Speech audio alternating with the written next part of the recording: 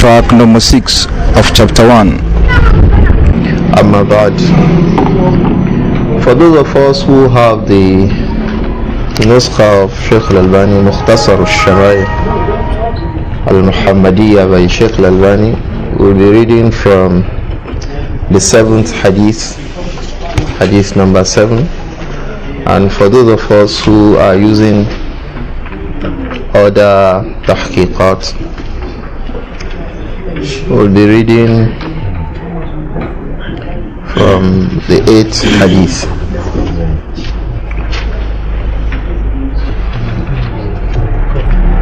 We are either in the 7th hadith if you are using the tahqiq of Shaykh al-Albani, or the 8th hadith if you are using any other nuskha. This 7th hadith is the hadith of Jabir ibn Samurata radiyallahu anhuma. It says, Jabir ibn Samurata yaqul, كان رسول الله صلى الله عليه وآله وسلم ضليع الفم أشكل العين منهوس العقب. كان رسول الله صلى الله عليه وآله وسلم ضليع الفم أشكل العين منهوس العقب. Jabir ibn Samura radiyallahu anhuma, as we say radiyallahu anhuma, we would have known that both Jabir and his father Samura were companions of the Prophet Muhammad sallallahu alayhi wa alihi wasallam. Many of the companions were so blessed by Allah that they and their father, in fact in some cases their mother, were companions. Like in the case of Jabir, Jabir's mother was also a companion radiyallahu anha. Her name was Khalida. She was the sister of Sa'd ibn Abi Waqqas. So he was born by the sister of Sa'd ibn Abi Waqqas. So both his father Samra and his mother Khalida and himself radiyallahu anhum were all companions. Jabir. So he reported that Kana Rasulullah sallallahu alayhi wa alihi wa sallam, that the Prophet Muhammad alayhi salatu wassalam, Dali al-Fam, the Prophet is, like we read in another authentic hadith, Azim al-Fam. Dali al-Fam, his mouth is full. The mouth of the Prophet sallallahu alaihi wasallam is full, is not small-mouthed. The scholars say that this attribute of his alayhi salatu wassalam is Mahmud inda al-Arab. The Arabs consider it as a very praiseworthy physical attribute. That because لأنه يدل على قوة الفصاحة, because it proves the eloquence of the person that is blessed with a full mouth. So everything comes out fully from his mouth, from where they are supposed to come out. So the Prophet sallallahu alaihi wasallam is Dali al-Fam. He has full mouth. Ashkal al-Ain. Ashkal al-Ain, I will not interpret it, we'll come back to it inshallah. Manhus al-Aqib, the Prophet sallallahu alaihi wasallam is also described to be Manhus al-Aqib. His Aqib, our Aqib is our heels. Our heels, that is the Aqib. So Manhus al-Aqib, a person described like that, has his Aqib that is lightly fleshed there. Is not full-fledged. Is not so fleshed, bulky. His is manhus, is middle course. The skin there is, the flesh in his heels are not bulging out. They are just as they should be. You know, some of the people when they stand, just look behind, look at their heel, you see some flesh bulging out. The Prophet was not like that. Alayhi salatu. So his aqib, his heel was the flesh there was light. They are not bulky. So that was how the Prophet's heel was, alayhi salatu. So they used to look at him, alayhi salatu wasalam, so much that they used to look at his heels. How was his heel? His heel. And they described it to us, is manhus. So the Prophet sallallahu alayhi wa sallam is Dali al-Fam ashkal al-ayn manhus al-aqib. The Prophet ﷺ is full-mouthed, ashkal al-ayn, and manhus al-aqib, that the flesh on his hips, on his heels are light. He's not thick-fleshed at the heel. Qala Shu'bah. This hadith is the hadith of Al-Imam Shu'bah ibn al-Hajjaj, one of those who was first described as Amirul Mu'minin fil Hadith. Shu'bah rahimahullah. This hadith is his hadith, and it was reported from him, if you look at it, by Imam Muhammad ibn Ja'far al-Basri. Muhammad ibn Ja'far al-Basri is from the teachers of Al-Imam Bukhari rahimahullah, and he is usually referred to as Gundar. He is referred to as Gundar, that the one who will not allow me rest. He was given by that name by Ibn Jurayj, Al-Imam Abdul Malik ibn Abdul Aziz in Basra. Ibn Jurayj is Hijazi. He's from the scholars of the Arabian Peninsula. So he visited Basra as one of the scholars, because Ibn Jurayj was with people like Atta ibn Abi Rabah for over 20 years. Ibn Jurayj, Abdul Malik ibn Abdul Aziz, was with Atta. You know Atta, Imam of Makkah. He himself was inside the haram for over 20 years. So when people would go to Medina to ask questions from Abdullah ibn Abbas, he said, oh, from where? He said, Makkah. Go back to Makkah. Go and meet Atta. Ibn Abbas is Sahabi. He will refer the people to go back to Makkah. Go and ask that question from Atta ibn Abi Rabah. That shows the essence of Atta, even when he was a Tabi'i. And if you read from the cases of the Tabi'un, and they describe to you how Atta ibn Abi Rabah was, rahimahullah, you will feel really sorry. One of the scholars said that every negative attribute of a human being is on him. He was black, he was a freed slave, he was, just think of it, it's on him in terms of his look. But what about his imama? What about his leadership in knowledge, such that the Sahabas to be asked questions and they be referred to go back to Atta? So Ibn Jurayj was from the students of Atta ibn Abi Rabah. So Atta ibn Abi Rabah, Ibn Jurayj went to Basra, because that time if a scholar visited any city, he is not coming there for a power show, he is coming to visit the scholars of that city. And when he comes, he is not to be entertained by anyone other than the scholars. So they are going to sit down and they are going to talk knowledge. Today when a scholar visits a city, it's all about paraphernalia, no knowledge exchange. So those who witness him will just see that he was wearing Babariga, he was wearing Muadu Abenki, and then people are Allah Akbar, they go away. That time it was not like that.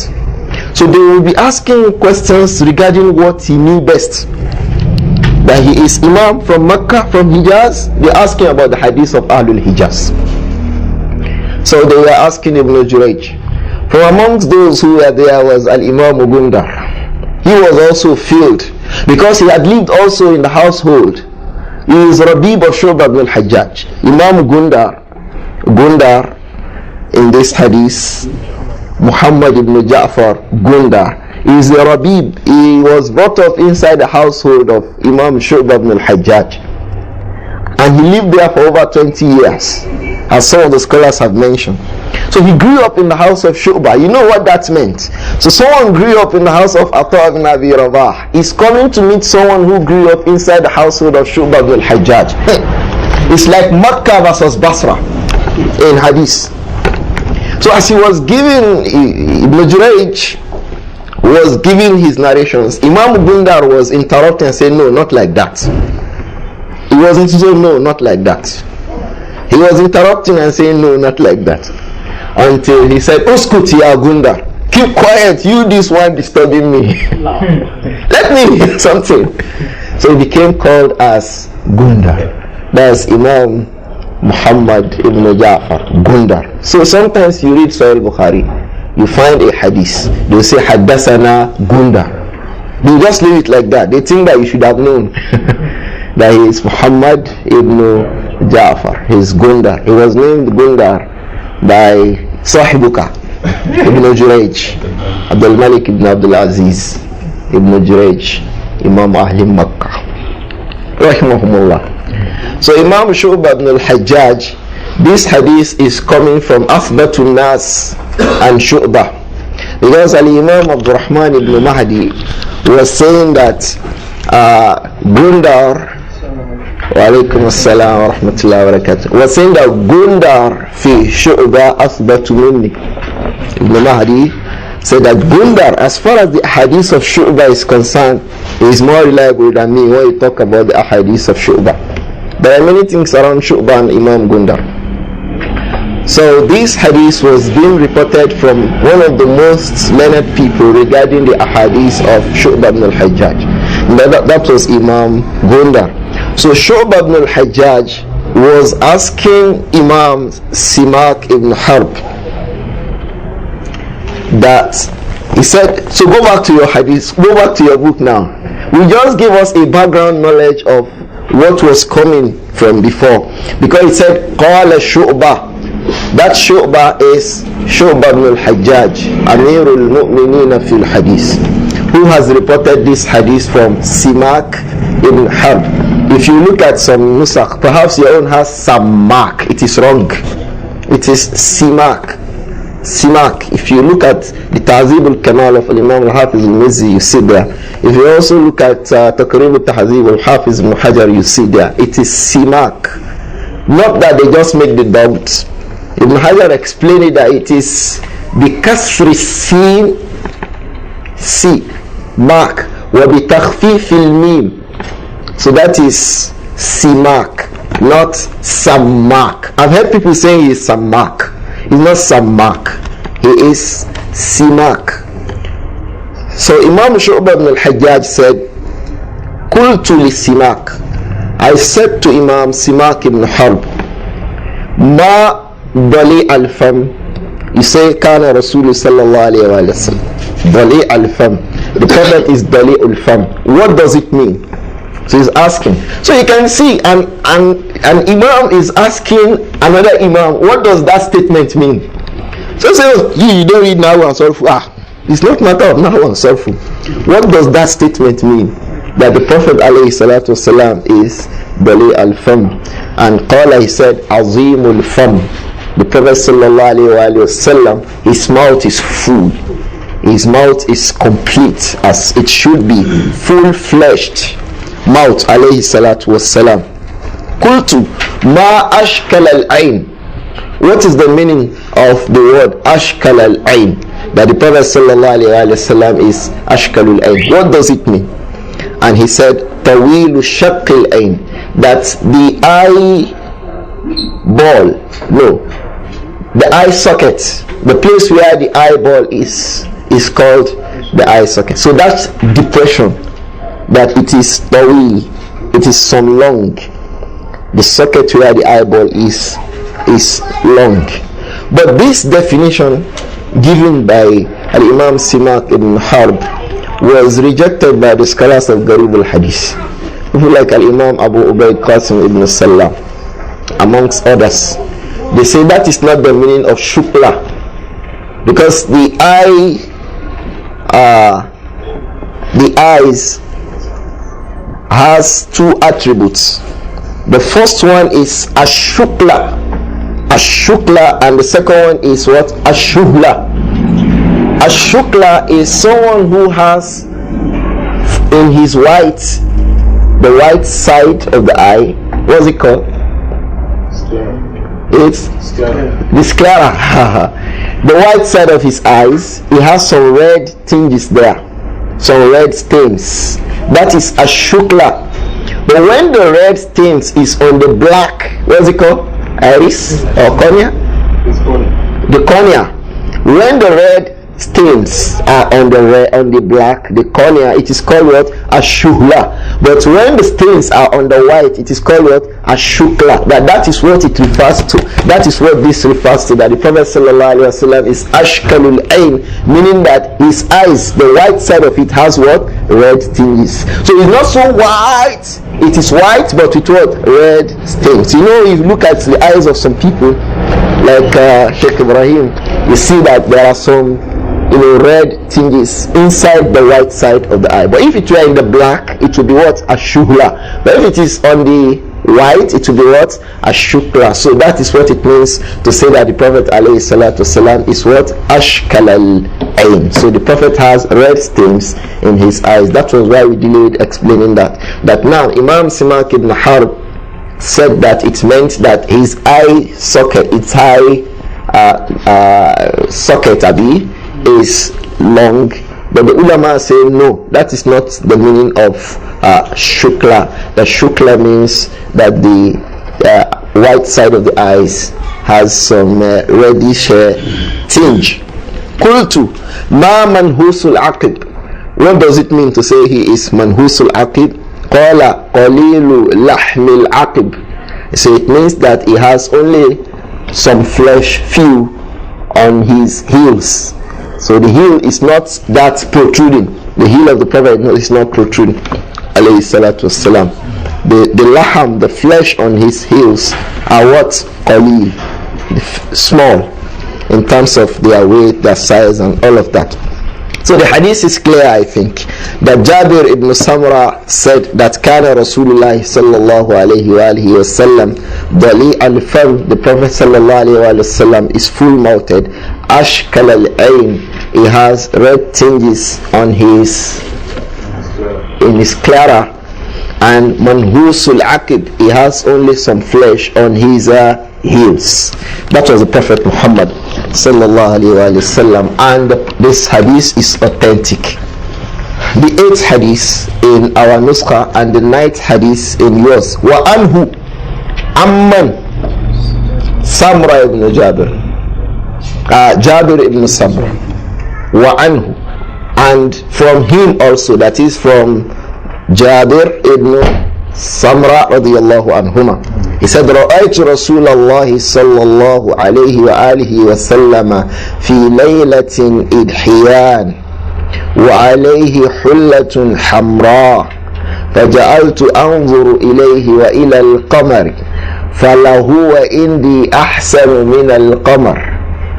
Jabir ibn Samra radiyallahu anhuma said, رأيت رسول الله صلى الله عليه وآله وسلم في ليلة إضحيان. I saw the Prophet sallallahu alayhi wa alihi wa sallama fi laylatin idhiyan, idhiyan mudi'atin muqmiratin, on a night mudi'a, like the last few days. You see, everywhere was bright in the night because we had what? Full moon. So he said he saw the Prophet sallallahu alayhi wa sallam on a night of full moon. Fi laylatin idhiyan. That is the meaning of what? Idhiyan. Laylatun muqmiratun. The night where the moon is what? Is full. It says wa alayhi hullatun hamra. The Prophet that day was wearing a hulla, that is hamra, reddish. We'll come back to this matter of reddish clothes, like the color the brother is wearing. Is it permissible? Like the color Abu Abdullah is wearing. Is it permissible? Like the color of the cap you are wearing. Is it permissible? We will discuss it inshallah when we come to the colors of clothes. There are some issues around that color and what exactly it is and all that. You could have heard that people say no, you can't wear yellow clothes. You can't wear. We'll come back to that inshallah. So the Prophet alayhi salatu wasalam, هو رآه رأيت رسول الله صلى الله عليه وآله وسلم في ليلة إضحيان. Jabir ibn Samra said he saw the Prophet sallallahu alayhi wa sallam on a full moon night, wa alayhi hullatun hamra, and the Prophet was wearing hamra hulla, reddish or yellowish red hulla. Hulla consists of two clothes, two things: the arida wal izar, the upper garment and the lower garment. That is hulla. If you see a muhrim, somebody in ihram, you see what he's wearing, that is hulla in terms of the clothes. But it has some other specific characteristics in terms of its texture, its color and all that when you talk about hulla. So he said he saw the Prophet on that color of hulla on that night. فَجَعَلْتُ أَنْظُرُ إِلَيْهِ. So I started looking at him. I started just gazing at him, alayhi salatu wasalam. وَإِلَى الْقَمَرِ. When I look at him, I'll look at the moon.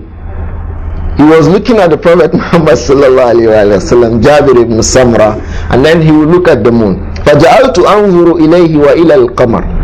So he was looking at the Prophet Muhammad alayhi salatu wasalam, and then he was looking at the moon. فَلَهُوَ إِنْدِي أَحْسَنُ مِنَ الْقَمَرِ. He was to me more beautiful, more good looking than the moon itself. He was looking at the moon, he was looking at the Prophet sallallahu alayhi wa sallam. And that was why one of the companions, Al-Bara ibn Azib, he said, مَا رَأَيْتُ شَيْئًا أَحْسَنَ مِنْهُ قَطْ.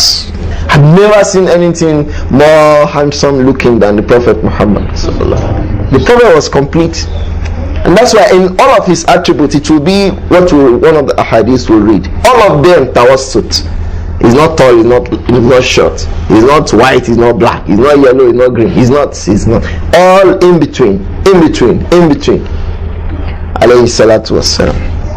He says, فَلَهُوَ إِنْدِي أَحْسَنُ مِنَ الْقَمَرِ. In my view, he was more good looking, he was more handsome than the moon that I was looking at. That hadith is authentic, sahih.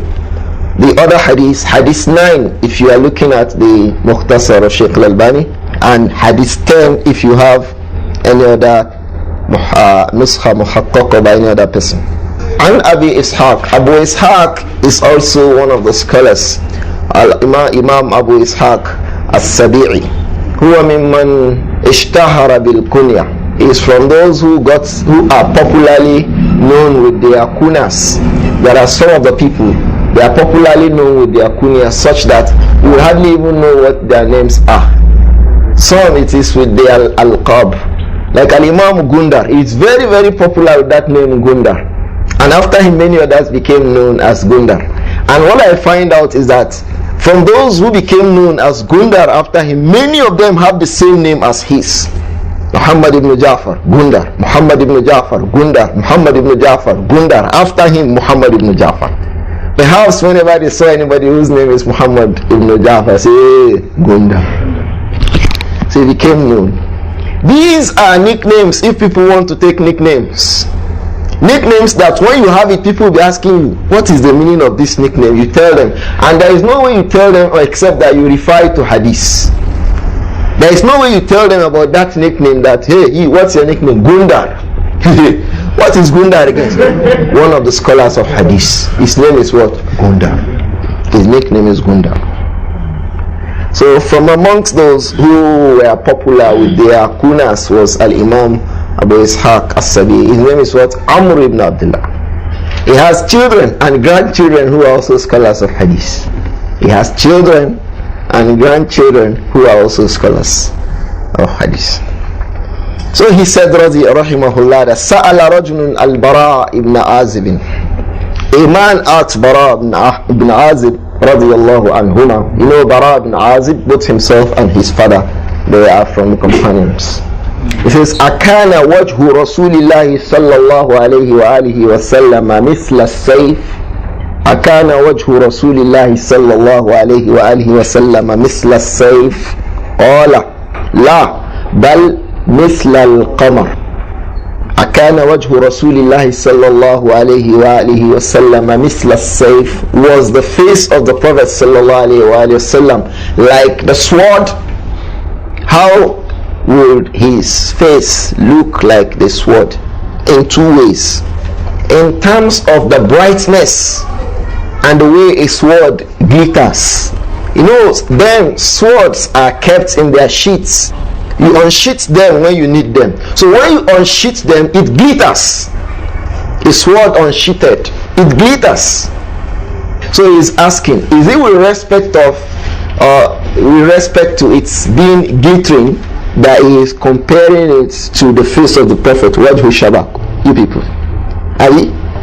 That is the reason. What is the connection, the connecting, the link between the sword and the face? Why is he comparing, why is he asking about the sword and linking that question to the Prophet's face? What could look like a human being's face when you talk of what? A sword. It's two things. One, the way it glitters, meaning was the Prophet's face, alayhi salatu wasalam, glittering the way a sword that's unsheathed glitters. The second way it could look like that, the second way of comparing the sword and the faces, was his face long as the sword is long? Does he have a long face? So ulama say is talking about the two. Was his face long and glittering? Was he looking, the face, is he long and glittering? The face of the Prophet Muhammad sallallahu alayhi wa sallam. So Bara ibn Azib radiyallahu anhuma said, La, it was not long and glittering. Bal misla al-qamar. Rather, it was like the moon. So how is the moon? The moon is glittering, is bright, but what? Round. So the Prophet's face, alayhi salatu wasalam, is not long, is rather vis-a-vis the sword round, but vis-a-vis the sword also glittering. In fact, more glittering than the sword, because the sun, the moon, yes, the sun, as is in another hadith, we read it to us. One of the companions was asked, and that was Jabir ibn Samra, the reporter of the first two narrations that we read. He was asked, Akana wajhu Rasuli alayhi salatu wasalam mithla sayf? The same question that Al-Bara bin Azib was asked, and he said radiyallahu anhu that the Prophet's face is bal, he said bal mithla shams wal qamar, that the Prophet's face was like what? The sun and the moon. That is talking about roundness. And then he said mustadiran, it was round in terms of its roundness. It's not like the length when I talk of a sword. So the Prophet alayhi salatu wasalam had a round face, and if you remember, we had read in a hadith that is weak that the Prophet alayhi salatu wasalam, that anna fi wajhihi tadwir. You remember one of the hadiths that in his face is some roundness. So it means that expression is authentic from this, based on this narration. So the Prophet has roundness in his face alayhi salatu wasalam, and it has the glittering of the moon. In fact, rather, as Jabir ibn Samra says radiyallahu anhuma, he said, as far as is concerned, فَلَهُوَ إِنْدِي أَحْسَنُ مِنَ الْقَمَرِ, in my opinion, it's even more, fine looking, more handsome looking, good looking, more brighter than the moon. So that hadith is clear, I think, that Abu Ishaq as-Sadiqi said that the companion Al-Bara bin Azib radiyallahu anhuma was asked that akana wajhu Rasulillahi sallallahu alayhi wa sallam misla as-sayf, was the face of the Prophet like the moon? He says qala, Al-Bara bin Azib said, La, it wasn't like that. Bal mithla al-qamar, the Prophet's face alayhi salatu wasalam was like the moon. I think this hadith is clear. If you have the nuskha of Shaykh al-Albani, hadith 10. If you have other nusakh, hadith 11. And Abi Hurairah radiyallahu anhu qala, this hadith was reported by Hafiz al-Ummah, Abu Hurairah radiyallahu anhu, or Abu Har radiyallahu anhu. That's what he likes being called. Yes, he says walaysa dhakaruka al-unsa, he prefers to be ascribed to the male cat rather than the female cat, but he became popular with Hurairah. So he reported this hadith. Don't say why are we saying he reported this hadith, because if you look at some of the nusakh, they may say that this hadith is weak. Is it not? They all say it is sahih, because this isnad is weak.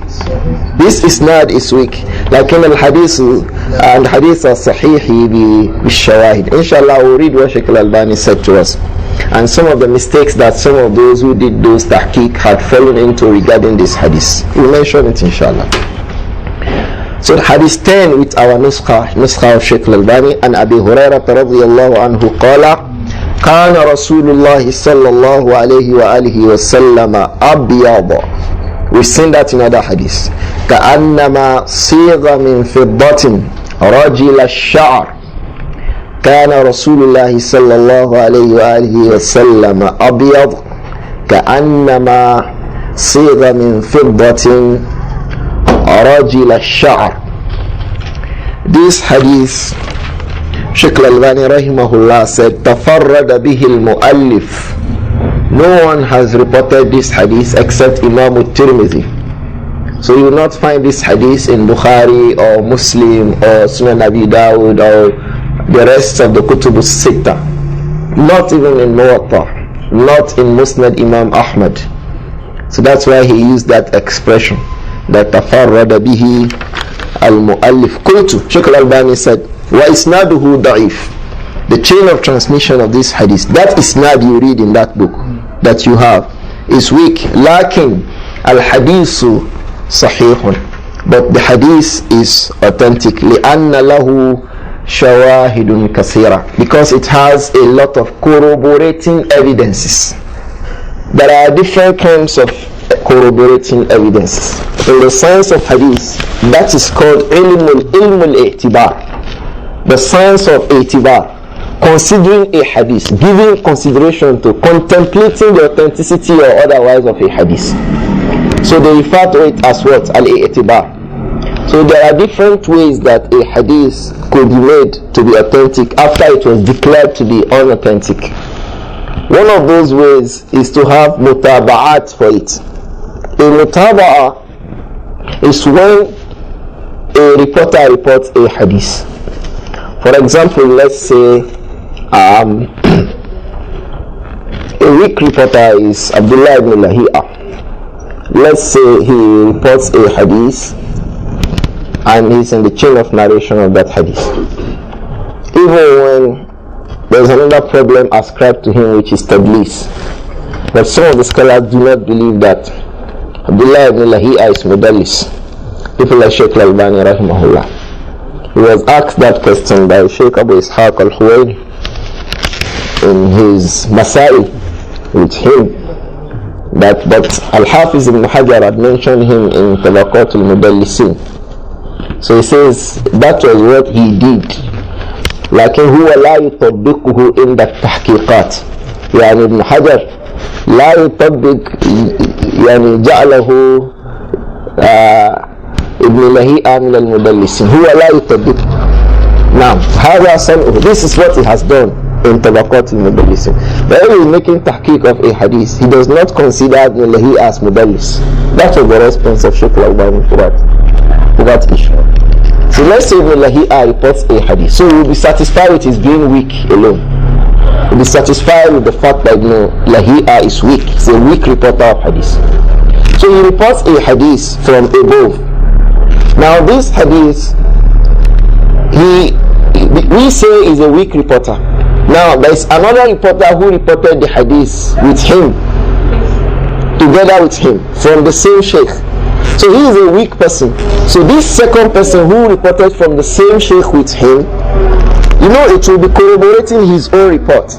That even when he is a weak reporter, another person who is not a weak reporter has also, together with him, reported the same hadith from the same Shaykh. So this second person is referred to as what? Tabi'un. And what has happened in the fact that the hadith of the person we have called a Tabi'u is a Tabi'u for Ibn Lahiyya.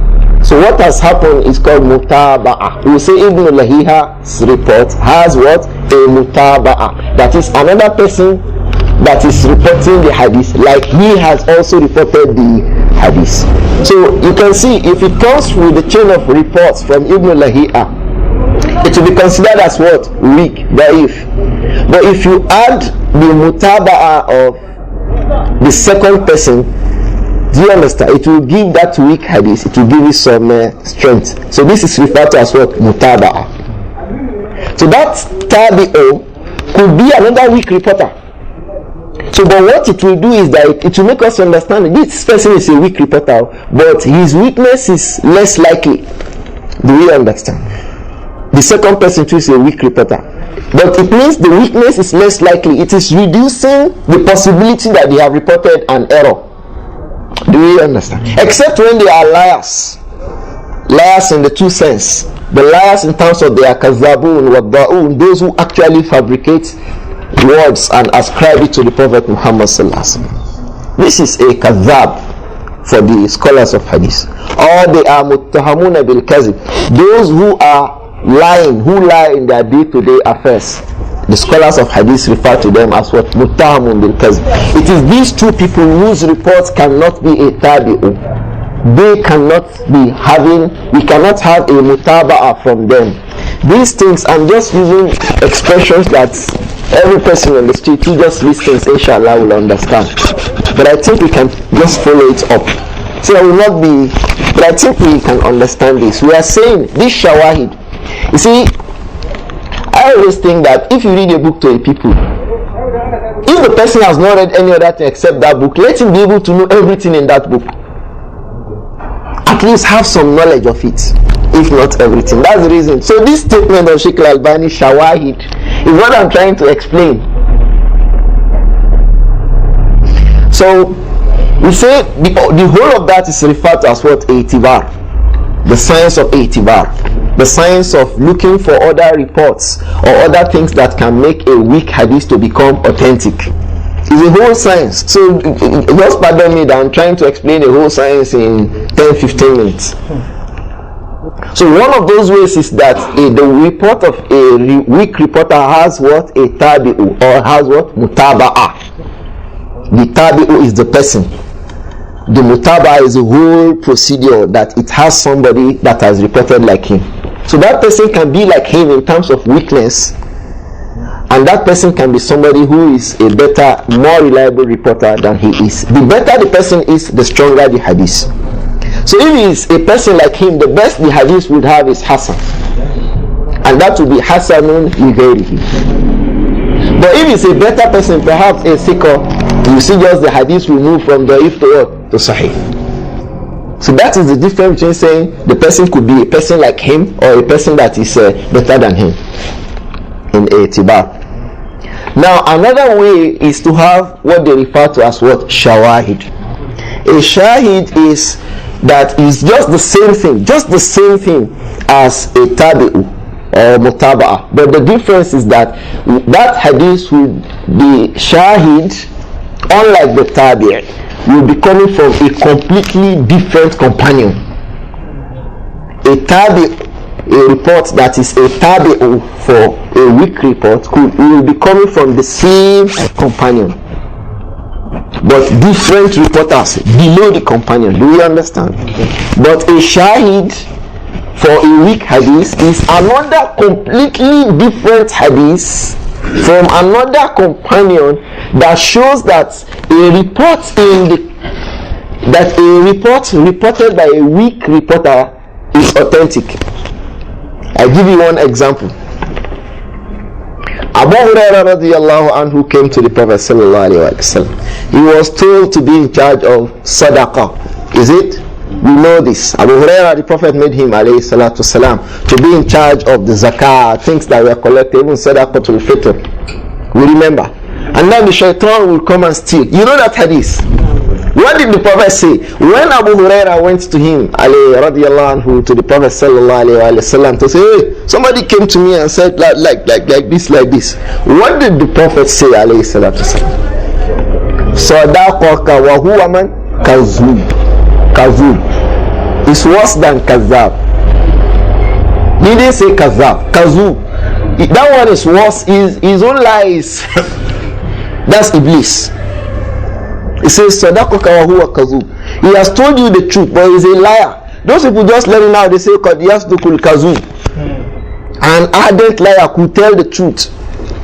So the Prophet told that to Abu Hurairah. The statement of the Prophet sallallahu alaihi wasallam is the shahid that shows it is completely different from the report of shaitan. But that of the Prophet sallallahu alaihi wasallam is confirming that though shaitan is a liar, but he has said the truth here. So consider it to a hadith. Somebody reports a weak hadith. You now find another hadith completely that shows that yes, he's a weak reporter, but what he has reported here is what? Authentic. That one is called shahid, if it has come from a completely different companion. These things are called itibar. It's a whole science in the science of hadith. It has many aspects. So what Shaykh al-Albani is telling us here, let's come back, leave itibar. Let's come back here. What Shaykh al-Albani is saying here is that lakin al-hadithu sahihun li'anna lahu shawahid kathira, means that there are other reporters, other ahadith that has been reported by other companions, that if you look inside it, you will see things that has confirmed that this our weak hadith is what? Authentic. I hope it is clear. If it is not clear, inshallah, at question time, just feel free to ask. So he said, rahimahullah, that kharrajtuhu min ajliha, because Imam At-Tirmidhi was alone reporting that hadith, and because it has a lot of shawahid, he wants to make us see those shawahid, those other reports by other companions. Come and see it. He said, for that reason, kharrajtuha. He says, kharrajtuhu min ajliha. For that reason, takhrij is somebody bringing the chains of report of a hadith and explaining that this hadith is sahih or daif. That is the meaning of takhrij. He said, kharrajtuha. I did the takhrij of that hadith in silsilatu sahiha. If you look at it, many of us don't have the nuskha of Shaykh al-Albani. As I'm saying, we have Sayyid Ibrahim, Sayyid Imran, and the nuskha of Darul Kutub al-Ilmiya in Lebanon. That's what most of us have. Sayyid Imran made reference to it, to this statement. He said it in his Muqaddimah that all what Shaykh al-Albani wrote is what I'm writing here. So it's just like a duplicate copy of Shaykh al-Albani's work. Sayyid Imran. That's a good way of doing it too. Me, I don't have problem. Let me just copy Albani's works. Any question, go and ask Albani. Rahimahumullah. Sayyid Imran too is a strong muhakkik. He has some very good books that he made tahqiq of. He has a tahqiq of I'tiqad Usul I'tiqad Ahl-Sunnah al-Jama'ah by Imam al-Lalkai. His tahqiq was good enough. He has other tahqiqat that are good. Sayyid Imran. So he said, "Qarrajtuhu min ajliha fi sahiha." Shaykh al-Albani said he had described this hadith, trying to show how it is authentic in silsilatu sahiha, hadith 2053. Try to look at it. وَقَدْ مَضَى بَعْضُهَا. Some of those shawahid had been read. If you remember, we had read some of the things in this hadith. Ya kana Rasulullah sallallahu alayhi wa sallam abiyad. Did we read that or not? كَأَنَّمَا صِيغَ مِنْ فِضَّةٍ. It is this tashbih that was not there. That it was as if the Prophet ﷺ was formed from silver. Is white, as if he was formed from silver. Which part of his body will be like that? No. Okay, he says no. The parts of his body that is covered under his clothes, those are the parts that is what? Asmarul lawn or Azharul lawn. Those that is white.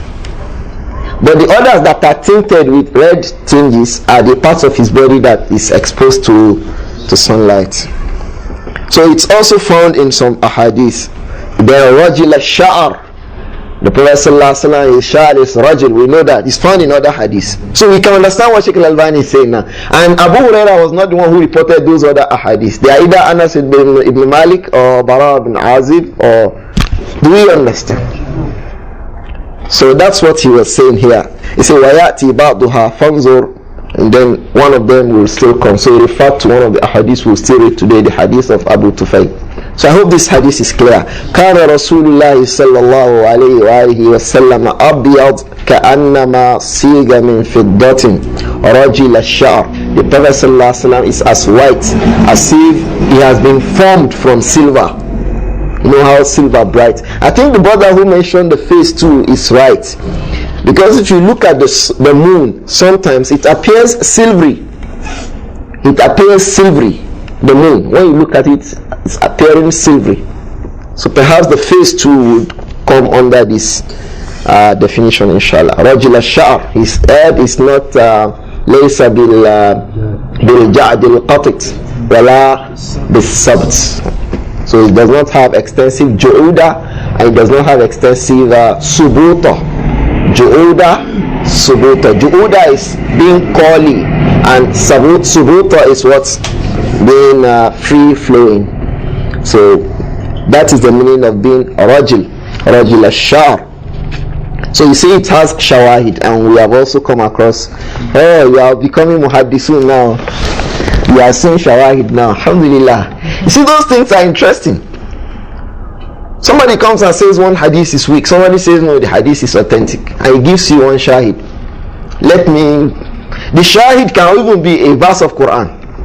When you say taslim to a person, that assalamu alaikum wa rahmatullahi wa barakatuh, it just came to my mind now. I like to use it as a shahid, because that sunnah is not really practiced by a lot of people. If you say assalamu alaikum to a person, what is the minimum that that person can reply you? Alaikum assalam. Minimum. If you say assalamu alaikum wa rahmatullah, what is the minimum he can reply? Wa rahmatullah. Minimum. Okay, what is the maximum? Wa barakatuh. That is not the maximum. Aha. Okay, if he says assalamu alaikum wa rahmatullahi wa barakatuh, what is the minimum you can say? Wa alaikum assalam wa rahmatullahi wa barakatuh. So how do you obey that verse of the Quran? Where Allah says wa idha huyitum bi tahiyyatin فحيوا بمثلها فأيوا بأحسنها أحسن منها أو ردوها. So how do you do أحسن منها وبركاته? How do you do أحسن منها? Shaykh Albani said, don't disturb yourself. Let me give you hadith. The hadith is in Silsilat As-Sahihah, I think the 5th volume. The hadith was reported by Imam Bukhari in his Sahih, in his Tarikh al-Kabir. You also find some riwayat for that hadith in Al-Adab al-Mufrad of Al-Imam al-Bukhari. But this is from the Prophet sallallahu alaihi wasallam. The one you find in Adab al-Mufrad are mawkufat. So in Tarikh al-Kabir of Imam Bukhari reported this hadith, but from one of his teachers whose name is Muhammad. But he has more than one teacher whose name is Muhammad. So which one? Which Muhammad? Some of them are authentic reporters, sikot, and one or two of them are weak reporters. But he said Muhammad. He didn't say Muhammad ibn Fulan, he just said Muhammad. He has about 3 or 4 persons whose name is Muhammad. Some reliable reporters, some weak reporters. So what do you say? Who do you say has reported this hadith? It could be the weak reporters, and it could be the authentic reporters, the sikot or the duafa. وَإِذَا احْتَمَلَ الْإِحْتِمَالَاتِ بَطَلَ الْإِحْتِجَاجِ. If the possibilities are much, then no group of people can say, you can't say it was reported by the sikot, and you can't also say that no, it was reported by the duafa. So you need something, you need a murajjih. So Shaykh Al-Albani was insisting that it's not likely that Imam Bukhari reported that hadith from the weak reporters. He gave evidences. He now said, these evidences that I have given are sufficient to make me accept that this hadith is Hasan. But let me now give you another evidence. So he brought a shahid and he quoted this verse of Quran, that hadith has a shahid in this verse of the Quran, that the ahsan minha will be wa magfiratu. Because in that hadith the companion said that in the time of the Prophet Muhammad sallallahu alaihi wasallam, if they greeted the Prophet sallallahu alaihi wasallam, he will reply by saying wa alaikum salam wa rahmatullahi wa barakatuhu wa maghfiratuhu. That is what that hadith says. So Shaykh Al-Albani say, oh, the ahsan minha is if you say wa barakatuhu at the beginning of the greeting, wa maghfiratuhu is that which is better than stopping at wa barakatuh. So he used that verse of the Quran as a shahid.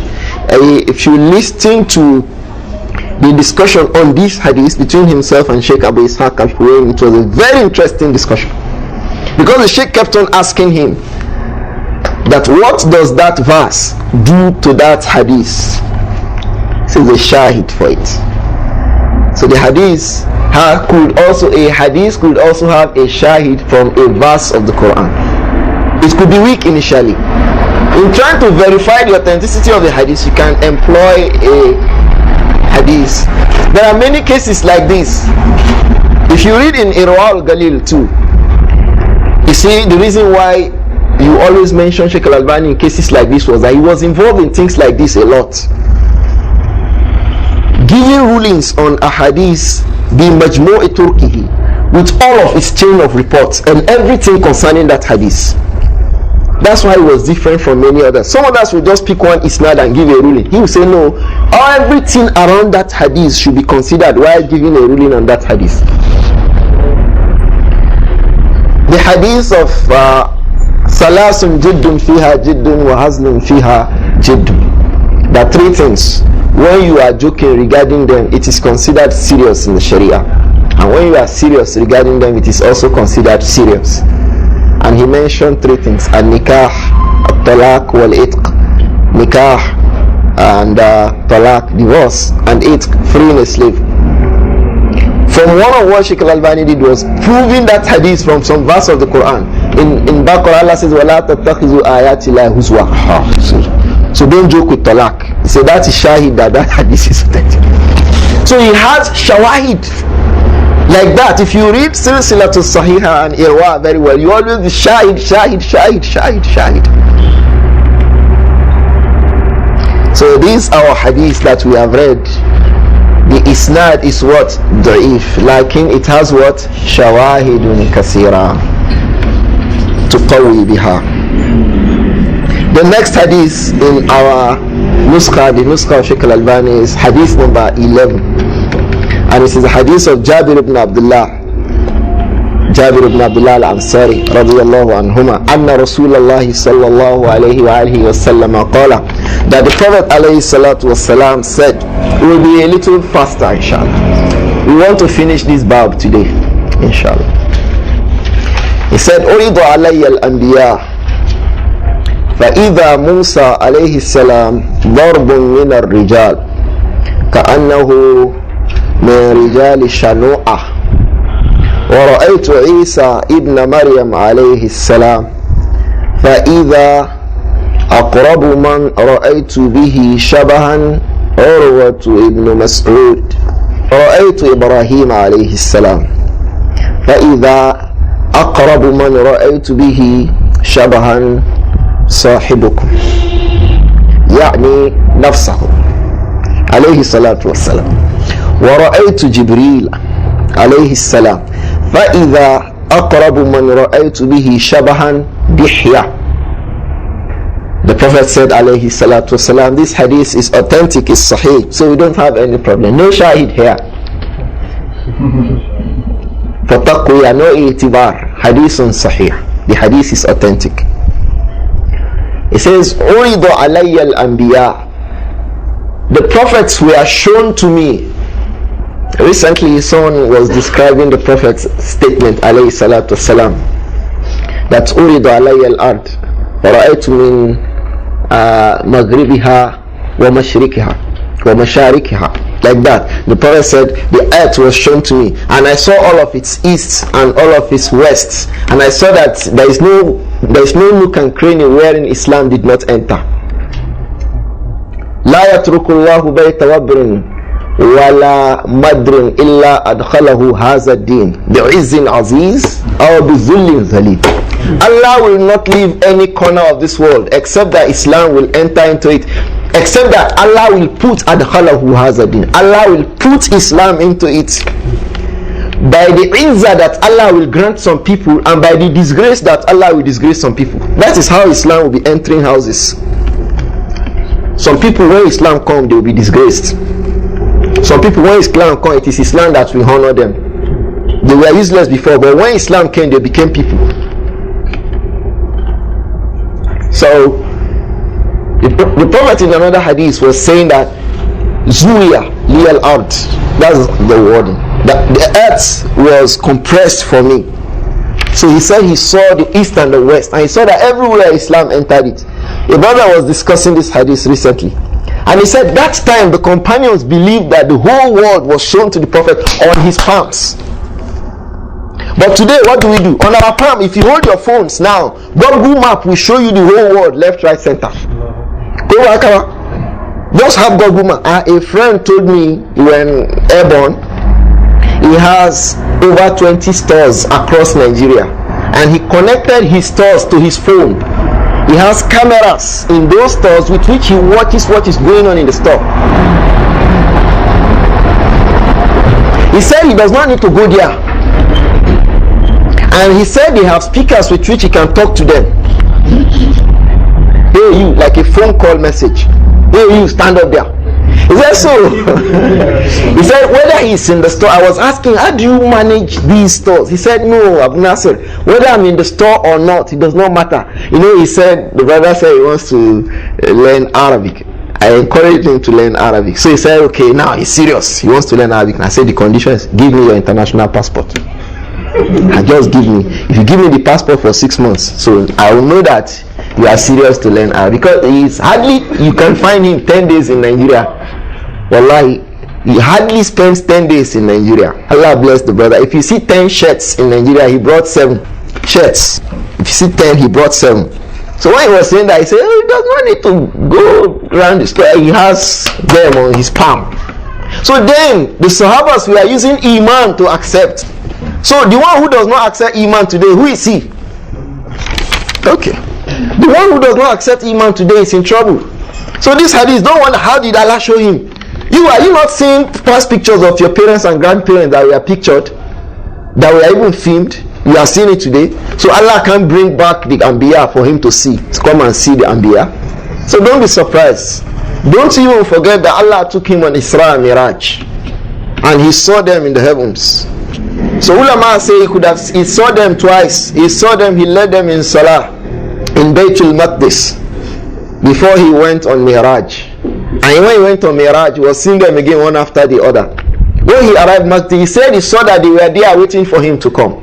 Maybe it is from there that people of protocol pick that the last person to come should be the president, the leader of the people, because the Prophet was the last person to arrive. He said when he came, he put his burak at the place where the rest of them had put their beast of burden to, and he went in and led them in Salah, alayhi salatu wasalam, in Isra. That was why it was from the greatest thing. When Allah wanted to tell us about it, it first of all told us about who He is. He says, Subhanalladhi asra bi abdihi. Subhana first. Glory be to Him. And in one night, the journey of weeks and months, one night. So he saw them there, alayhi salatu wasalam. Then when he went on the Mi'raj too, he saw them. As he was moving from one heaven to the other, he was seeing them. They were talking to him, he was talking to them, and he was going. Don't be surprised how that can happen, because it was done by Rabbul Ibad. So he said, فَإِذَا Musa, I saw that Musa alayhi salatu wasalam is Darbun min al-Rijal. Alayhi salatu wasalam is Yani Nahif. Nabi Musa alayhi salam is Nahif, Khafiful Laham. Ulama say that is the meaning of what? Darbun is a kind of a man from amongst men that is what? Nahif, like Abu Bakr and Siddiq. Khafiful Laham, Nabi Musa alayhi salatu wasalam was not fat or huge. To say, oh, Allah gave Bani Israel one messenger that was huge, so that if they try, he can blow them. No, he gave them Musa alayhi salatu wasalam. And he was Nahif, Khafiful Laham, Darbun min al-Rijal, a kind from amongst people that are what? Khafiful Laham, that are slim. And from them also is who? Abu Bakr and Siddiq. Abu Bakr was also Nahif. Aisha was also like that, like her father, Siddiq bint Siddiq. Ka'annahu min rijali shanu'a, like as if Nabi Musa alayhi salam is from the tribe, the men of the tribe of Shanu'a. The tribe of Shanu'a is a tribe from Yemen.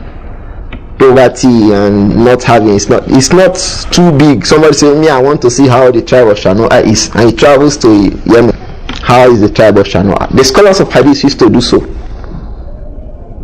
So they will now go and look at the men of the tribe of Shanu'a, and they will start describing them. Their head is like this, their nose is long, their head is short, they are like this.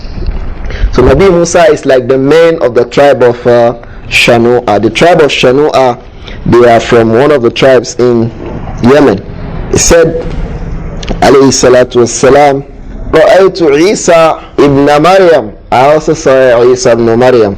فإذا أقرب من رأيت به شبها عروة ibn Mas'ud.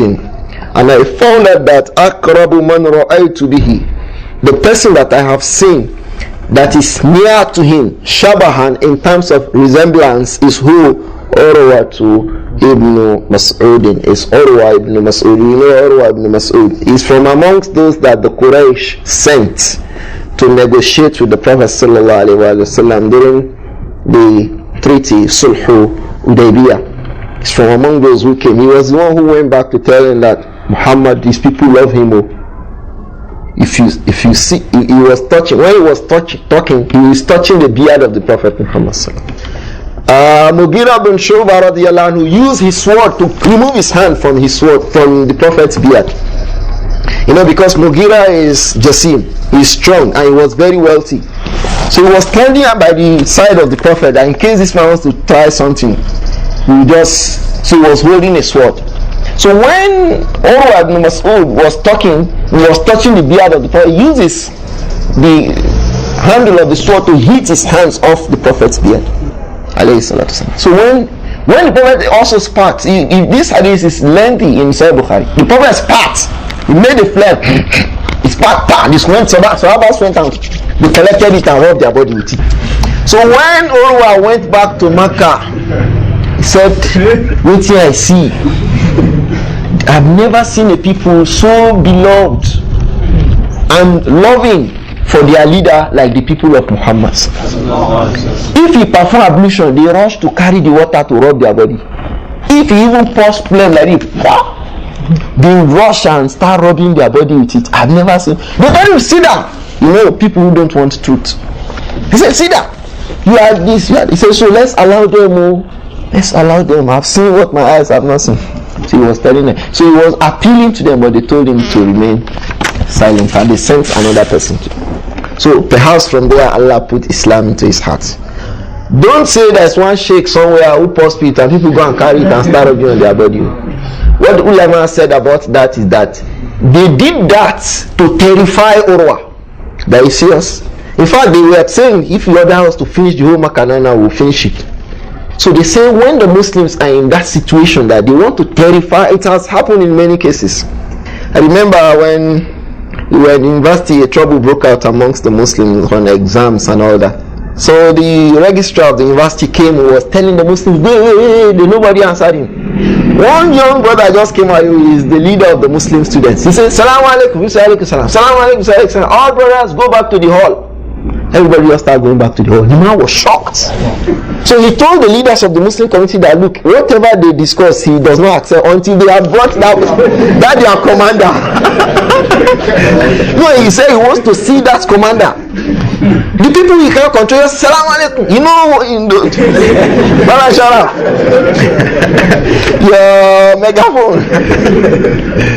So brother, Salaam alaikum. Salaam alaikum. So people say, hey, I'm in stock here. You know the way situation. So everybody should go back to the hall. People, everybody, just start going back. One word. So the registrar of the university was saying, what? So you mean these people as they are this one? So when they were talking, they said no, they should bring that person. No, they have to bring it. It happened twice. There was a case too. A sister was rough handled. So you know what could have happened? The VC himself came. I'm sure one of two brothers here should be there. The vice chancellor came and the young brother, small young brother, hey brother, everybody go. I think the VC was calling them. The brother said, no, everybody should come back here. They left the VC where he was standing. They left him where he's standing and he came. So when the Muslims are in a situation where they need to let the non-Muslims know that, look, we are determined, though, they do that kind of a thing. And you see, that was the report that Urwa ibn Mas'ud gave when he went back to him. Hey, the people, if Muhammad told them to fight with their teeth, said they can fight. There is nothing they won't do. Let him just give them the order, they will start doing it. Let's leave them to make their Umrah and go back to their Medina and take it. So it was Urwa ibn Mas'ud. So you can see Urwa ibn Mas'ud radiyallahu anhu.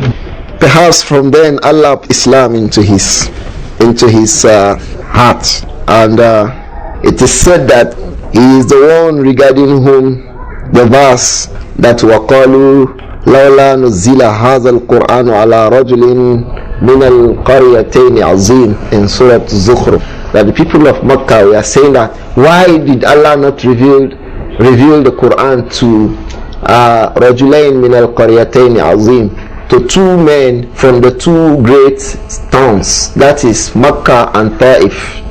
Why is the Quran being revealed to Muhammad? Why not to two noble people? One of them was Urwa ibn Mas'ud. Though Allah gave them a response that ahum yaqsimuna rahmata rabbi nahnu qasamna bainakum ma'ishatakum fil hayati dunya wa rafa'na ba'dakum fawqa ba'din darajat liyattakhidha ba'dukum ba'dan sukhriya wa rahmatu rabbika khayrun mimma yajma'un. That portion is nice. Go and read it. It's in Surah Zukhruf. They say, why the Quran? Why was it revealed to this one? Why not to say, hey, ahum yaksimuna rahmata? Are you the one distributing the Allah's mercy?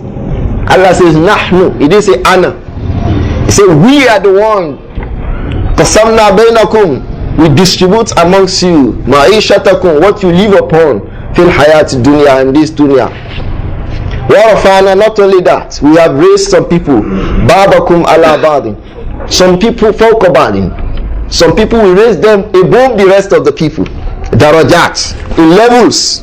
Liyattakhidha, so that those people who are above will take Babakum ba'dan sukhriya. We'll take them for work.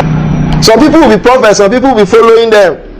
And I choose Muhammad al-Mustafa. Alayhi salatu wasalam. The prophet is Mustafa. I chose him. So don't ask me why did I choose whom I chose. I chose whom I like. Allahu a'lamu haythu yaj'ala risalatahu. So why are you bothering yourself? So the verse was regarding him because they thought that he should have been the prophet and not Muhammad. Look at alayhi salatu wasalam. He came to be one of the pillars of the prophet Muhammad because وَرَفَعْنَا بَعْضَكُمْ فَوْقَ بَعْضٍ دَرَجَاتٍ. Allah had written it that Muhammad is أفضل خلق الله, أفضل البشر. He says, أنا سيد ولد آدم ولا فخر. I'm the leader of all the children of Adam. La fakhar. I'm not making yangao, I'm telling you the fact. So Urwa ibn Mas'ud and Al-Walid ibn Al-Mughira ibn Walid, the two of them, they became, Al-Walid didn't even accept Islam. Ibn Mughira, I think he was even killed in one of the battles. That one finished his life like that. Allah. But this one, Allah helped him. So Urwa ibn Mas'ud is the most resembling of Nabi Isa alayhi salatu. If you want to know how Isa is, go and look for Ibrahim. Ibrahim. I was also shown Nabi Ibrahim alayhi salatu, or I saw Nabi Ibrahim. فَإِذَا أَقْرَبُ مَنْ رَأَيْتُ بِهِ شَبَهًا صَاحِبُكُمْ. The one that I saw most near to him, Akrabu man ra'aytu, the one that I have seen most near to him, Shabahan, in resemblance, is what? Sahibukum, your companion, that is himself. Himself. It says, Ya'ni nafsahu. This Ya'ni nafsahu is from the Ruwat. That's why it's in the brackets. Tafsiran. It's also a kind of idraj. That's why it is not every idraj that renders a hadith to be weak. وَرَأَيْتُ جِبْرِيلَ عَلَيْهِ الصَّلَاةُ وَالسَّلَامُ. He said he also saw Jibril alayhi salam. فَإِذَا أَقْرَبُ مَنْ رَأَيْتُ بِهِ شَبَهًا دِحْيَةً. The one that I saw most near to him in resemblance is the companion Dihya ibn Khalifa al-Kalbi. Shaykh al-Albani told us about Dihya al-Kalbi here. His full name is Dihya ibn Khalifa al-Kalbi as-Sahabi. شهد مع رسول صلى الله عليه وآله وسلم المشاهد بعد بدر. After Battle of Badr, he was with the Prophet صلى الله عليه وسلم in all his campaigns, military campaigns. وبايع تحت الشجرة. He was from amongst أصحاب الحديبية also, from those who took the bay'ah تحت الشجرة. وكان جبريل يأتي للنبي عليه الصلاة والسلام. Jibril عليه الصلاة والسلام used to come to the Prophet صلى الله عليه وسلم غالبا على صورته. Many of the times in the look, in the physical look of who? Dihyatul Kalbi. Nazal al-Sham. He took residence in Sham. Wa bakiya fiha. and he remained in it. وَاسْتَوْطَنَ الْمِزَّةِ. He took a city or a town in Sham called Mizza. بِجَانِبِهَا, in an aspect of it, حَتَّى مَاتَ, until he died. بِزَمَنِ مُعَاوِيَةَ, during the Khilafah of Muawiyah ibn Abi Sufyan. وَكَانَ رَسُولَ النَّبِيِّ صَلَّى اللَّهُ عَلَيْهِ وَآلِهِ وَسَلَّمَ Dihyatu ibn Khalifa al-Kalbi was sent by the Prophet Muhammad sallallahu alayhi wa sallam ila Herakla, to Herakla, falakiyahu bihums. So Dihyatu al-Kalbi went to Hims in English, and met who? Herakla.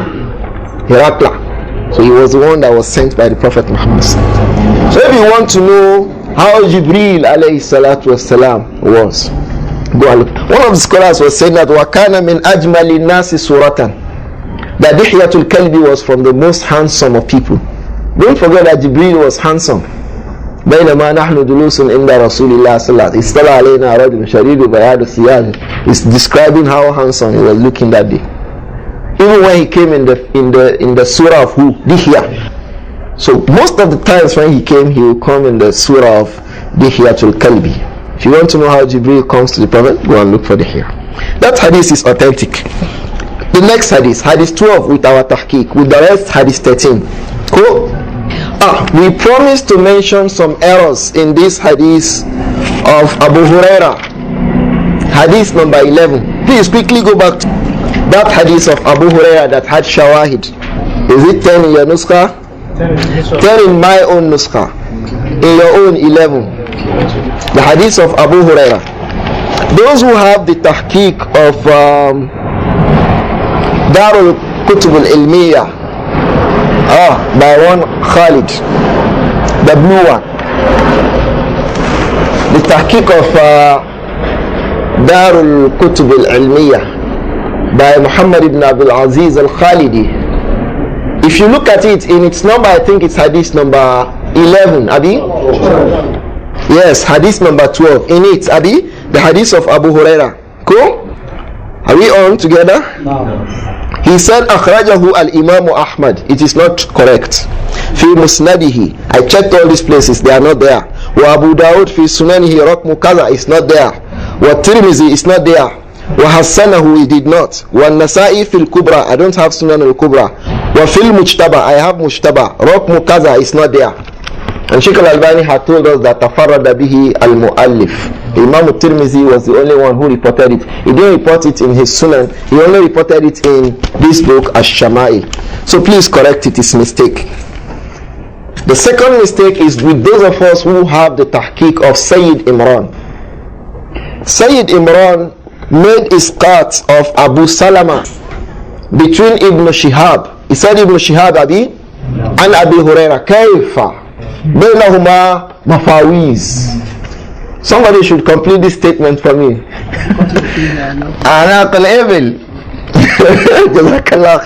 Between the two of them there is distance, gap. A camel will travel for a long number of years. The scholars of hadith used to say that when you say somebody reported from somebody that he never met, and between them is a wide gap. So Ibn Shihab reported that hadith from Abu Salama ibn Abdurrahman ibn Auf. He was the one reporting from Abu Huraira. So there's a cut there. Please correct it.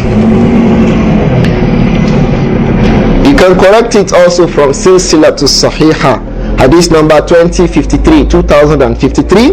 You can also correct it from the Nuskha of Daru ibn Jawzi in Misr.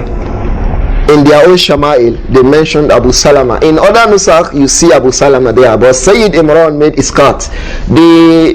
Those who published the Sharh of Al-Imam Al-Haytami also, they made isqat. Many of the people made isqat, but it's just someone that's putting it there.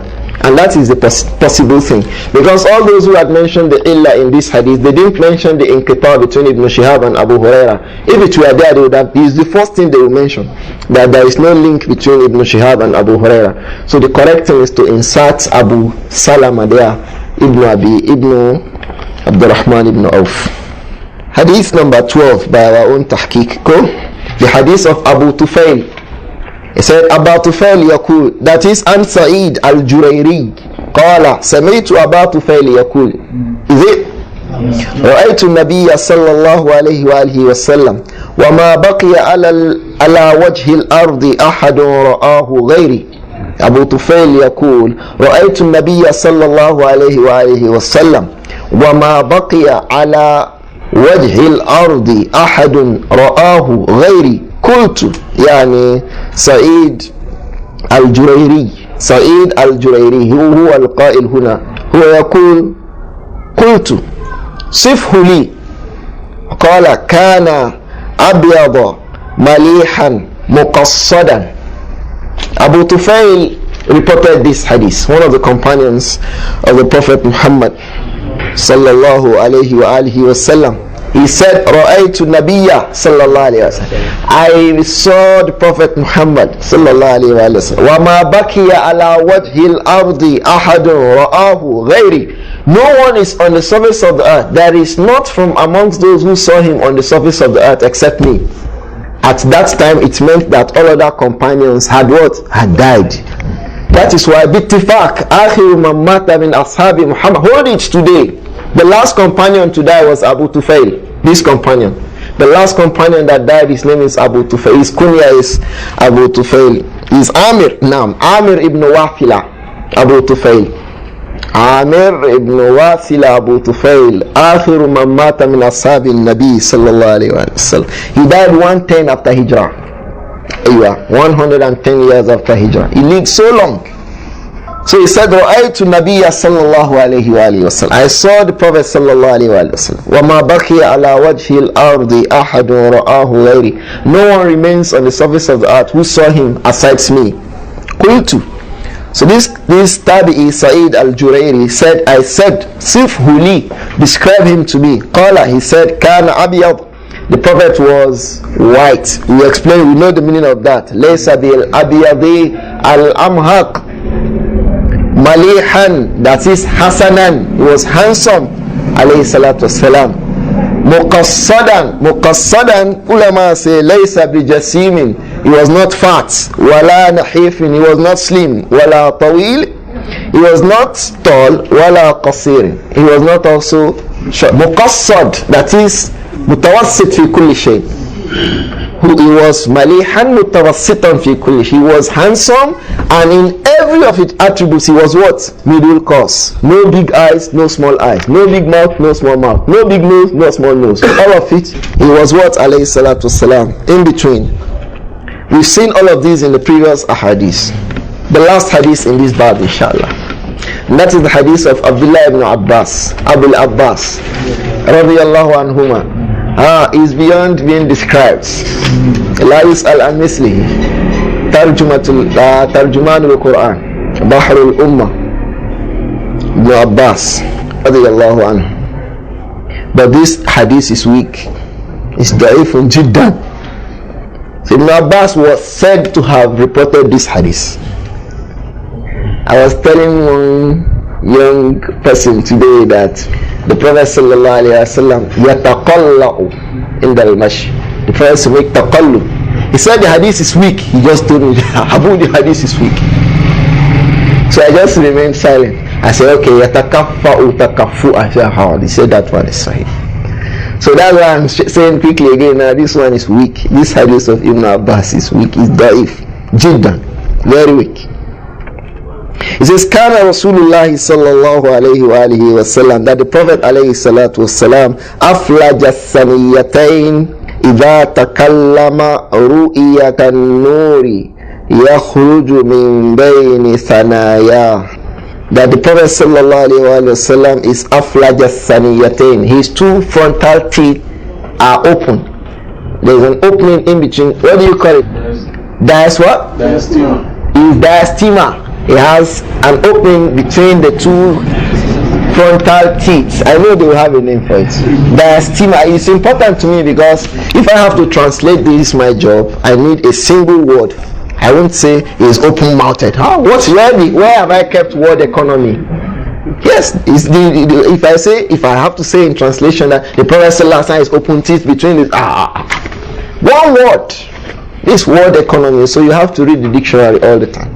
So what is the word? Diastema. Diastema. D-I-A-M-A. Diastema. So the Prophet was diastema. That is he has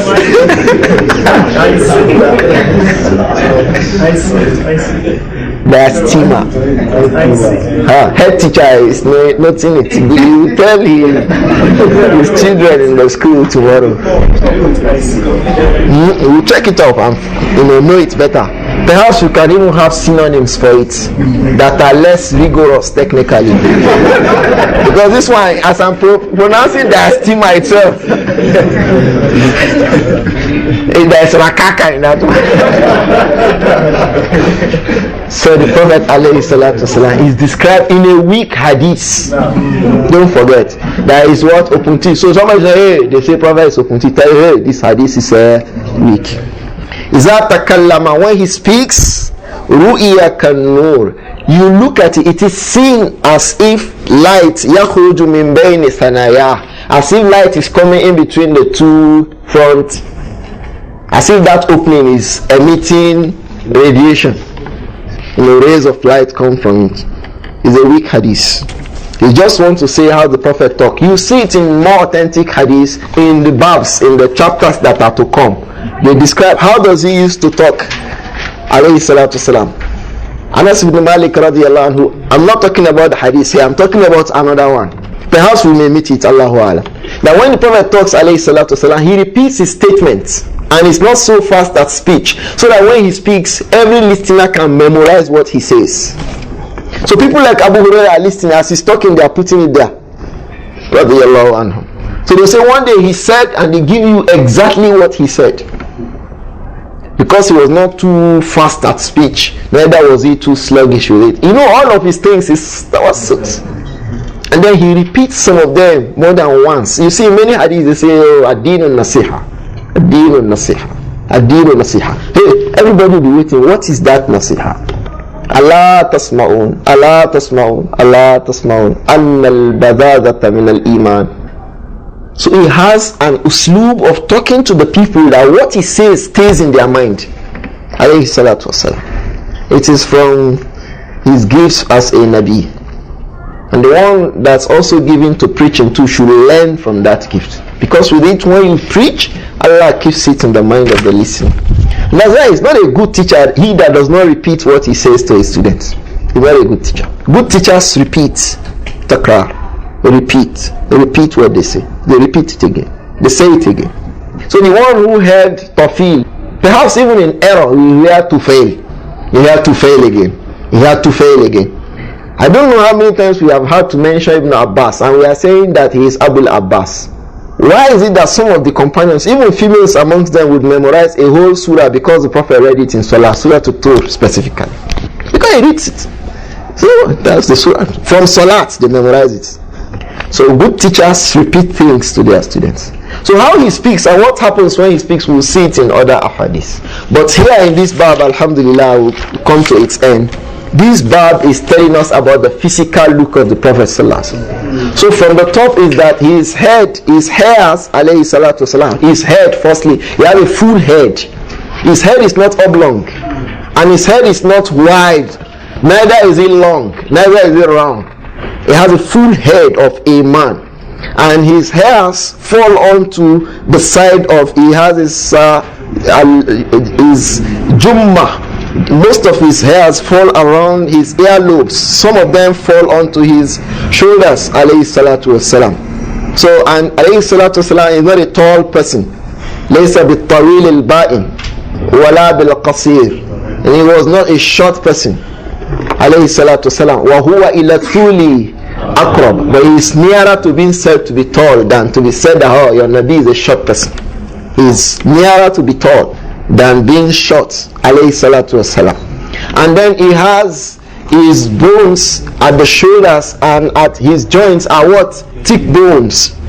And then he has his, alayhi salatu wasalam, his fingers are also what? Shasnul kaffain wal qadamain. His bones of his fingers are what? They are also thick. Ma'al-min, Despite the fact that they are what? They are smooth and soft and tender, alayhi salatu wasalam. Then in his complexion, alayhi salatu wasalam, laysa bil abyad al amraq, is not so white like the whiteness of an albino, wala bil adam, and he is not also so brownish. He has some tinges of brownness in his whiteness, alayhi salatu wasalam. But in it all we say is what? Asmarul lawn or azharul lawn. He is bright and shiny in his look, in his complexion, alayhi salatu wasalam. These are the physical attributes of the Prophet that we have affirmed in this chapter, inshallah, from authentic narrations that have been brought to us by Imam At-Tirmidhi or Imam At-Tirmidhi, rahimahullah. We'll stop here, inshallah, and we'll continue from the next bab. Ma ja'a fi khatamin nubuwah. He has a khatam, he has a seal behind him. This seal will be described to us, inshallah, in the next chapter. You know, in Shama'il, we describe things, the looks and the character of the Prophet Muhammad sallallahu alaihi wasallam. So throughout this book we always be talking about the Prophet alayhi salam. And we have many opportunities to always say sallallahu alaihi wasallam. It's one of the benefits of reading books like this. We beg Allah to make it beneficial to the reader and the listeners. أقول ما أقول هذا وأستغفر الله لي ولكم. عليكم السلام. سبقت الناس. أنت أوكاشا. Hullatun humra. Yes, I did. 2 garments, the rida and the whatever clothes is described, the color will describe it some other time, inshallah. It requires some more close look at the issues.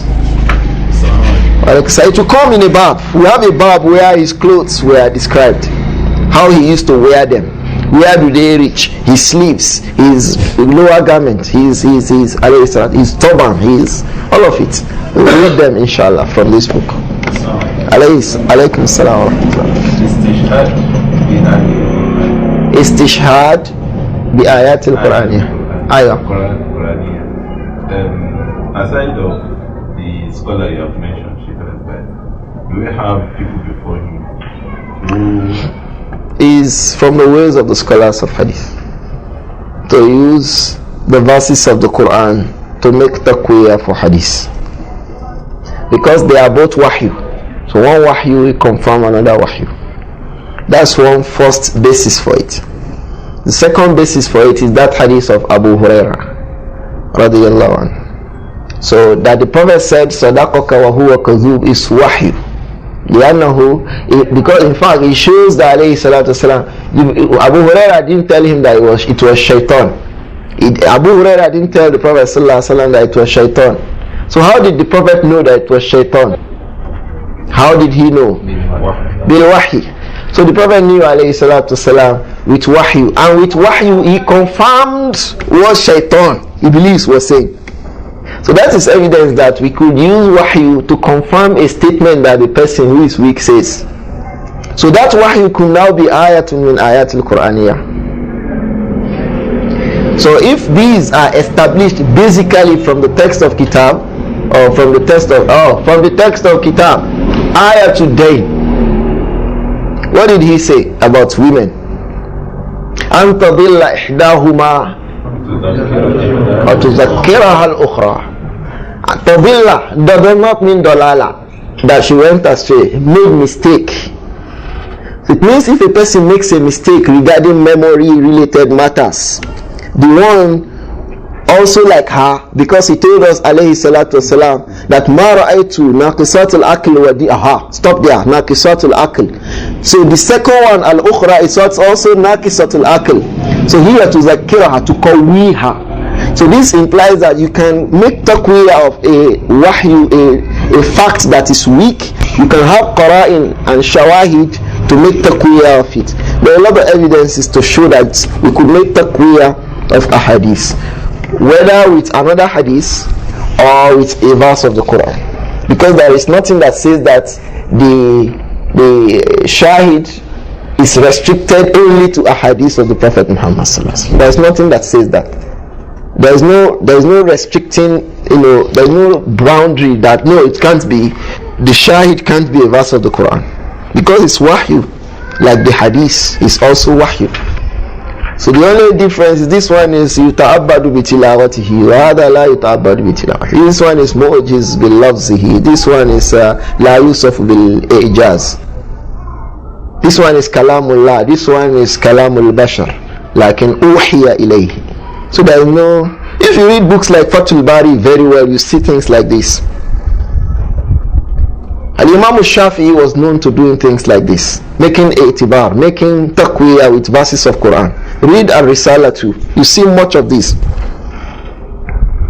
I'm trying to pick an example, but no one is coming. But if you read books like this, you find a lot of, especially in Fathul Bari of Hafiz bin Hajar, see verses of the Quran confirming the ahadith that are known to be weak, and with it they make taqwiyah that the hadith is Hasan. And the evidence for that are those things that we had mentioned. So if nobody can be cited as an example who had done it before, but there are many that had done it. The fact that it's established as evidences, it has evidences that establish it in the Quran and Sunnah, shows that we could do that too. There are some people, let me mention it, people like Amr Abdul Munim Salim. He does not believe that a weak hadith could, make taqwiyah of a weak hadith. He has a whole book he wrote on that. Al-Hadith al-Da'if, or what did he say?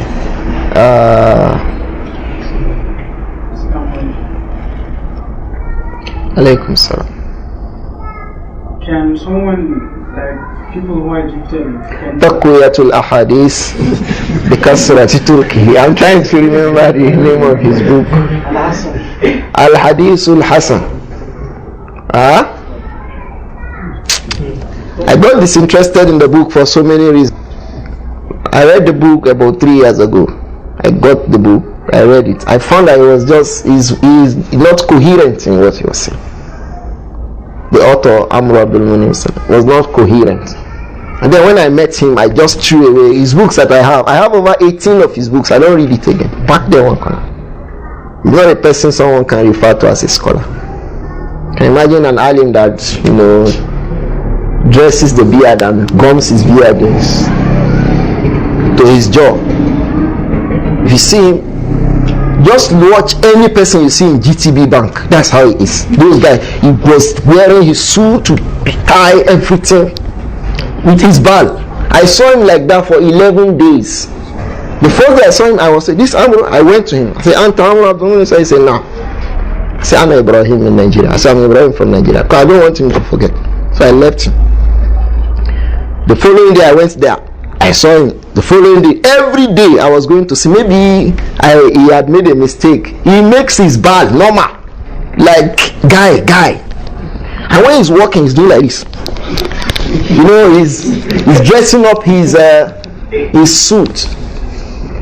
So I just felt that these are not the people. If there is no adala in ilm al-hadith, then in any person who claims the science of hadith, then there is nothing in him. La khayra fihi. Unfortunately, we are not in the zaman of hadith that will say, we don't have a choice. He's the only one who has that hadith. So he used to do the acts of his. 3 months before I went on that trip, when I met him, there's a brother in Kano. I don't want to mention the name of his bookstore. Let's be mentioning it. So that it's good to be knowing people who do wrong things. It's good to be knowing people who are doing wrong things, who are upon evil. So that we'll be careful about those things too. Daru Salafiyah. You see that guy, his beard is like fine boy. And his Daru Salafiyah. His ball is Kasabubu. Dragging on the ground. So when I saw him, one of the brothers from Lagos, I said, Malam, you people, this brother is your friend. Why not talk to him? Let him change all these things. You will say you are Salafi, Daru Salafiyah, and when they see you, you are Khalafiyah. So the brother used the word. I never forgot. He said, Huwa ma tasallafa, huwa takhallafa. That the brother is selling the books of Salafiyah, wa ma tasallafa. That is, he didn't take to the characters of the Salaf, but he took to the characters of the Khalaf. So, but what you find out was that because of his dealings with people like Amr Abdul Munim Salim, he didn't see any need to have to do that. Do you understand the connection now? Because they are in connection with Darud Diyah that's owned by Amr. So if you see somebody who is writing many books, and the man was publishing many books, he can write a whole book on a matter, on nikah, for example. He will now pick inside it. How do you look at the face of a woman? Another book. You understand? From one big book. Pick, not even that one that you say is big. Maybe it is 180 pages. So from that he pick another one. From that he pick another one. From that so his books got many. I will design it. He is himself is an electrical engineer. He didn't study any ilm al-hadith from anybody anywhere. Yes, Amru didn't study ilm al-hadith from anybody anywhere. Go and read his biography. He is a graduate of electronics from Kuwait. When he graduated in Kuwait during the Gulf War, he left Kuwait and came to Egypt and was working in the equivalent of NEPA. That is their own NEPA, National Electric Power Agency in Egypt. So he was invited because of his vast experience in computer and how to search in computer and look for hadith. He was invited to Kuwait again by a person called Abdullah ibn Yusuf al-Judai. Abdullah ibn Yusuf al-Judai himself has a lot of inhirafat. He has a lot of problems. He says, for example, that it is permissible that men can sing, women can sing, you can listen to music. Ibn Judai. He also believes that it's not sunnah or anything to leave beard. He wrote book on it too, that he is giving rudud. I have the rudud on Ibn Judai. On his position of singing, I have books that have been written to expose himself and Qaddawi on that. Their names were mentioned in it. In fact, his own book itself, I have it, it's on my computer. I deleted all those books away. If somebody dies now, his children begin to see those books. Allah. So I deleted those books from my system. I used to have it. His book, Gogon, that he wrote on music, Ibn Yusuf al-Judai. The first time I met Sheikh Mashhur Hassan al-Salman in Makkah, I asked him, what will he say about Amr Abdul Munim? He said, who am in Kilabi Abdullah ibn Yusuf al-Judai? I didn't understand what he meant. I asked him again. He said, who am in Kilabi Abdullah ibn Yusuf al-Judai? Until I knew who Abdullah ibn Yusuf al-Judai himself is. It's like saying, who is so and so? They say is the student of Dangurungu. You know they have already abused that person. But if you don't, you know Dangurungu? Dangurungu. Yes. Put Guru there. Dangurungu. Who was Gurungu? Not so. So if they ask you, please, who is so say is a student of Dangurungu, you know they have already finished that person. But if you don't know who Dangurungu is, if you don't know who Dangurungu is, you will not know that they have already, talked about that person. Until I met him myself. Say subhanallah. It's not something encouraging. So I didn't used to care about it. All these books I still have them. In fact, if I'm studying any mas'ala, I want to know muhalif. I want to know somebody who have opposed the Jumhur, or who have opposed maybe Shaykh al-Albani, or the eminent scholars of Sunnah. I'll be looking for his own. That, what did he say? So that what did they say? That is, what did the leftists say?